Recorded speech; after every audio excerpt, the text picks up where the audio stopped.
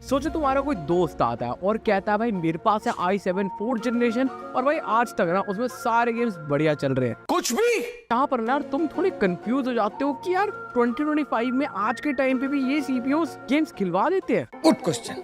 और हाँ एक और चीज भाई यार काफी सारे डीलर्स वगैरह तुम्हें देखने को मिल जाएंगे जो भाई अपना इसी के भरोसे है, जो 6th जनरेशन अपना 4th जनरेशन 3rd जनरेशन ये सारे जो प्रोसेसर वगैरह है ना इसको ऐसे कह के भेज देते हैं। i7 का प्रोसेसर हो गया भाई, 4 GB का ग्राफिक्स कार्ड हो गया, लो बात बन गया तुम्हारा पीसी, अब तुम चलाओ GTA 5। कोई सेंस है इस बात की? मतलब यहाँ पर ना मैं चलो ठीक है मैं किसी को गलत नहीं कह रहा, ठीक है, बट लेकिन ना हम ये बात करने वाले हैं कि जो ये प्रोसेसर वगैरह है ना ये आपके लिए कहाँ पर अभी स्टैंड करते हैं। आप अगर गेमिंग वगैरह के लिए ले भी रहे हो या आपके पास पड़ा भी है तो मतलब कहाँ पे आप किस लेवल तक यहाँ पे इसमें गेमिंग हो गई या फिर एडिटिंग वगैरह भी करते हो तो किस लेवल की कर सकते हो। और हाँ ये चीज़ मैं पहले ही बता दूँ, कहीं पूछते हुए आ जाओ, ठीक है। तो famersbuild.in में ये जो प्रोसेसर्स है या फिर इसके पीसी बिल्ड्स है आपको देखने को नहीं मिलेंगे। अगर आपको पीसी बिल्ड करवाना है तो 12 जनरेशन के ऊपर के प्रोसेसर और प्लस में 75K से ऊपर के मेनली पीसी बिल्ड्स रहते हैं। तो जस्ट मैं ऐसे वीडियो टाइप बना रहा हूँ कंटेंट के लिए कह लो, ठीक है, कि आपके लिए लेना है कहीं आप और से ले रहे हो तो बेटर रहने वाला, मतलब किस लेवल तक आप गेमिंग कर सकते हो उसमें क्या कर सकते हो।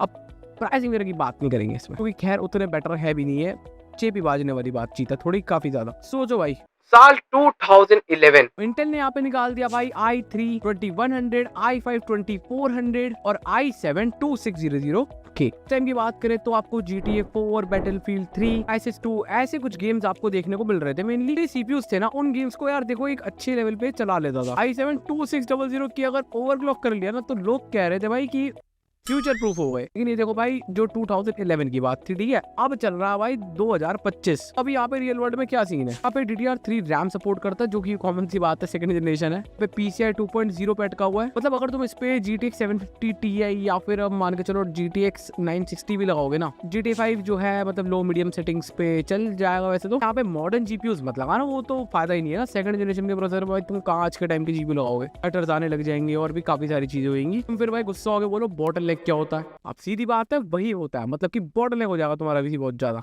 क्या बोलूं मैं इस पे? बहुत लोग ये गलती करते हैं कि भाई मान के चलो कोई पुराना उनका पीसी बिल्ड है, अब क्या कर रहे हैं भाई उसके अंदर भाई पावर सप्लाई कौन सी लगी है, वहां जाके क्या करेंगे। अब मान के चलो बजट जीपीयू अगर कोई ले रहे हो कहीं से भाई आराम से, अगर 15 से 20 हजार के अंदर कोई भी जीपीयू ले रहे हैं, जाके क्या करेंगे भाई अपना 2nd 3rd जनरेशन का वो पुराना पीसी बिल्ड होगा उसमें लगा देंगे, तो पता क्या हो जाएगा, बड़ा का हो जाएगा। इसलिए ये काम मत करना, खासकर बिल्कुल मत करना। एक बार ऐसा सीन है ना, इसको ऑफिस या लाइट यूज के लिए अगर आप देखोगे ना तो कहने का मतलब अभी भी आप काम चला सकते हो। वैसे तो माइक्रोसॉफ्ट वर्ड हो गया, एक्सेल हो गया, नॉर्मल यूट्यूब वगैरह देखते हो तो उसमें तो चल सकता है। देखो भाई लेने लायक तब भी नहीं है। मैं इनमें से कोई भी जो प्रोसेसर है बिल्कुल भी ज़्यादातर ये मेरे 90% रिकमेंड नहीं करने वाला हूँ। देखो इन सारी जो सीपीयूज की हमने बात करी ना अब तक वालों की, तो भाई इनकी अगर आप मान के चलो आप लेने की तो भाई बिल्कुल भी बेनिफिट नहीं है, इसको तो लेना तो बिल्कुल भी मत। फ्री में मिल जाए तो फ्री की चीज़ें नहीं छोड़ते, बाकी लेना बिल्कुल भी मत। पर यार मैं कहता हूँ फ्री में भी मत लेना, मूड खराब करने की बात है। तो कहने का मतलब अब आप कह रहे हो अगर मैं कहता हूँ कि भाई ये ना लो तो अब इसकी जगह पे क्या ले सकते हैं हम, ये बता दो, है ना, क्योंकि बैंड बजी पड़ी है ना मतलब बजट की। तो देखो यार आप Ryzen 3 1200 या फिर 2200G ले सकते हो। कम से कम यहाँ पे आपको DDR4 का सपोर्ट मिलेगा iGPU के साथ। तुम्हें थोड़ा सा गेमिंग फ्री भी कहीं ना कहीं मिले थोड़ा सा, जैसे आप वैलोरेंट खेलते हो, CS:GO खेलते हो तो खेल सकते हो। इसमें अवेलेबिलिटी के ऊपर डिपेंड है, अगर अवेलेबल होता तो ये ले सकते हो आप। अगर मैं तुम्हें थोड़ा सा और बताऊँ ना कि 2011 में क्या आया था, इससे आप आइडिया लगा सकते हो प्रोसेसर के बारे में। भाई 2011 में ना iPhone 4S आया था, कुछ ऐसा फोन ऐसा क्या iPhone 4S ही है, मेरा पहला फोन था। पैसा हो तो क्या कुछ नहीं होता। बात कर लेते हैं थोड़ा सा आगे बढ़ के कि हम 3rd जनरेशन की तरफ चलते हैं कि हमें कौन कौन से प्रोसेसर आजकल के टाइम पे देखने को मिल रहे हैं। वैसे मेरे को नहीं देखने को मिले, काफी लोगों को मिलते हैं। थोड़े से फीचर्स आपको इसमें देखने को मिल जाते हैं जैसे कि PCI 3.0 का सपोर्ट और थोड़ा सा बेटर इंटीग्रेटेड ग्राफिक्स। इस टाइम i7 3770 और साथ में i5 3570K के ड्रीम CPU बन गए थे। 2nd जनरेशन मैंने एक्सप्लेन करा, और अगर 2nd जनरेशन से कंपेयर करेंगे हम 3rd जनरेशन वालों को तो तुम्हें थोड़ा सा FPS गेन, थोड़ी सी भाई एफिशिएंसी देखने को मिलेगी इसमें, और थोड़े बहुत नए कंपैटिबिलिटी पर्क्स मिलेंगे। लेकिन 2025 में क्या हाल है, अच्छा तो नहीं है। ऐसा नहीं है भाई मैं कह रहा हूँ कि काफी बंदों पे होगा भी और वो यूज कर रहे हैं, वो बकवास है, ये है वो है।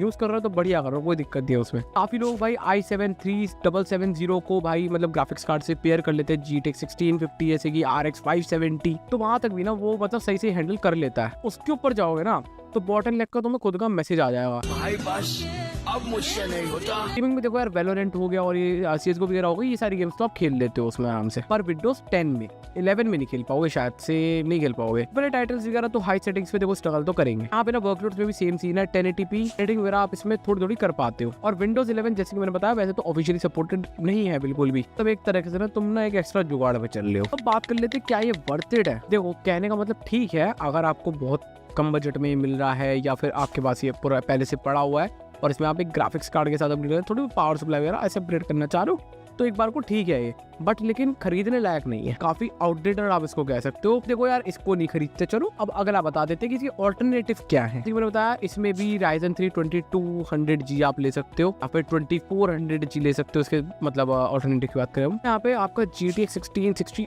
सुपर तक GPU कहीं ना कहीं हैंडल आराम से कर सकता है, कोई दिक्कत नहीं है। तरफ यहाँ पे ना मैं ये बताना चाह रहा हूँ कि तुम्हारे वैसे ना यहाँ पे बेटर यूटिलाइज होंगे और कहीं ना तुम्हें नेक्स्ट जेन अपग्रेड पाथ भी मिल जाएगा इसमें। अब बात कर लेते हैं यहाँ पे 4th जनरेशन के प्रोसेसर्स की, तो ये आए थे यार 2013 में i5 4570, i5 4670K, i7 4770। Fuse ने ना मतलब देखो भाई जैसे ना मिडिल क्लास जो गेमर्स है ना उनका भाई अलग ही सपना पूरा कर दिया था। पावर कंजम्पशन थोड़ा ज्यादा था लेकिन यहाँ पे परफॉर्मेंस जो था ना वो नोटिसेबल था। सबसे बड़ी बात है ना उस वक्त के भाई GTX 760 जैसे GPUs के साथ पेयर अगर आप करते थे ना तो बढ़िया स्वीट स्पॉट रहता था। बेटर इंटीग्रेटेड ग्राफिक्स और आपको HD 4600 उस जमाने के लिए ना एकदम ठीक ठाक ऑप्शन था। अगर तुम्हें डिस्क्रीट GPU अफोर्ड नहीं करना है ना, बेसिक गेमिंग और मीडिया कंजम्पशन वगैरह जो है ना बिना GPU के भी आप चला सकते हो। यहाँ पे देखो आज के टाइम पे 4th जनरेशन का क्या हाल है, i7 4770 और 4790 अभी भी 16GB रैम के साथ, अगर आप 1660 सुपर वगैरह भी लगा रहे हो इसमें तो ठीक ठाक परफॉर्म कर जाते हैं। फिर आप यहाँ पे वैलोरेंट और GTA 5 और ऐसी सारी गेम्स वगैरह जो है ना, मतलब कहना है वैलोरेंट तो कहने में ज्यादा अच्छी हुई, ठीक है वैलोरेंट वगैरह तो खेल ही सकते हो, ठीक है GTA 5 भी आप कहीं ना आराम से खेल सकते हो कंफर्टेबली, दिक्कत नहीं आएगी ज्यादा आपको। तो यहाँ पे अगर आप 3060 वगैरह के लेवल पे जाओगे उससे थोड़ा नीचे भी जाओगे कहने का मतलब, तो यहाँ पे आपको बॉटल नेक जो है ना बिल्कुल क्लियरली दिखने लग जाएगा। मतलब CPU आपका 100% पे चल रहा है और GPU वहाँ पे साइड में पड़ा हुआ बोर हो रहा है। अरे मैं क्या करूं?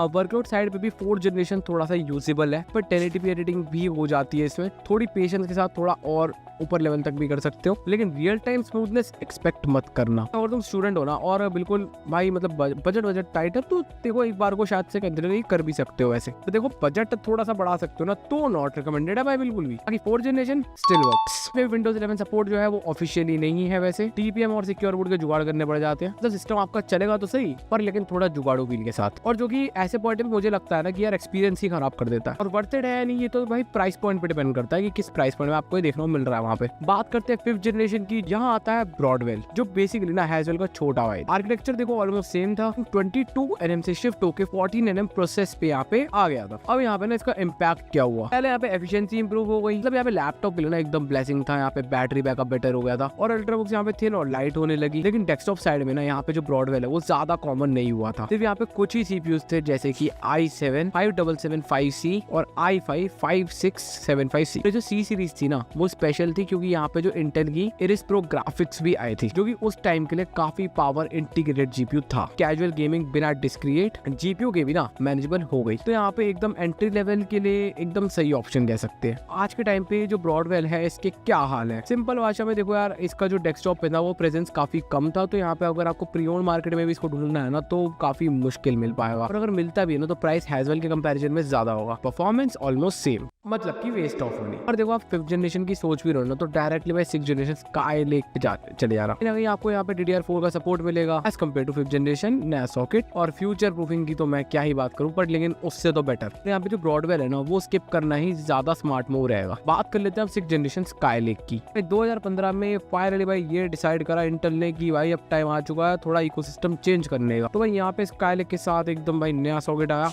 LGA 1151। तो यहाँ पे सबसे बड़ा हाईलाइट यही था DDR4 रैम सपोर्ट, मतलब यहाँ पे पहली बार कंज्यूमर PCs में आपको DDR4 रैम देखने को मिलेगी। तो बाद DDR3 जो था वो रिटायर मामला हो गया। स्काई लेक CPUs जैसे कि i5 6600 के और i7 6700 के उस वक्त के जो गेमर्स थे ना उनके लिए भाई ड्रीम चिप्स थी। ओवरक्लॉकिंग भी यहाँ पे मस्त थी। IPC जो इम्प्रूवमेंट था वो भाई हैजल और ब्रॉडवेल के मतलब कंपैरिजन में नोटिसेबल भी था। बट आज के टाइम पे जो 6th जनरेशन है वो वर्थ रहेगा या नहीं रहेगा, देखो सीधा आंसर है जो कि मैं शुरू से बोलता आ रहा हूँ, ये भी नहीं रहने वाला है। क्योंकि यार देखो, थोड़ी सी अमाउंट अगर आप और डाल सकते हो ना, तो आप 8 जनरेशन की तरफ भी जा सकते हो, थोड़ा सा पे करके। कुछ ज़्यादा डिफरेंस आपको यहाँ पे देखने को नहीं मिलने वाला है इनमें। तो तुम इस रेंज में सीपीयू ढूंढ रहे हो ना स्काईलेक की रेंज में, तो कोशिश करो 8 जनरेशन में आपको i5 8400 या फिर i7 8700 मिल जाए। तो DDR4 का सपोर्ट तो है ही, ठीक है। और यहाँ पे परफॉर्मेंस जो है अच्छी खासी, तो कहने वाले अगर हम 6 जनरेशन से बात करें तो बूस्ट है। तो ये मेन सीपीयूज है जो कि आज के टाइम पे प्री ओन मार्केट में काफी सारे जो डीलर्स वगैरह हो गए आपको दे देते हैं, कहते हैं भाई इसमें गेमिंग हो जाएगी, भर भर के आप कुछ मर्जी कर लो, इसमें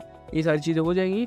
तो कहने का मतलब मैंने इसमें आपको ऑल्टरनेटिव ऑप्शन भी बताया वैसे तो, बट लेकिन थोड़ा सा मतलब आपका बजट बढ़ा के एक और अच्छी बेटर चीज मिल जाती है आपको। तो यहाँ पर भाई बात करिए 2nd जनरेशन से लेके हमने बात करी है 6th जनरेशन तक की, और 7 से बाकी जनरेशन तक के लिए हम पार्ट 2 लेके आएंगे। तो अगर वीडियो पसंद आई हो तो लाइक कर देना और चैनल कर देना सब्सक्राइब ऐसी और कंटेंट देखने के लिए। बाकी पार्ट 2 आने वाला है, उसको भी देखने के लिए, ठीक है।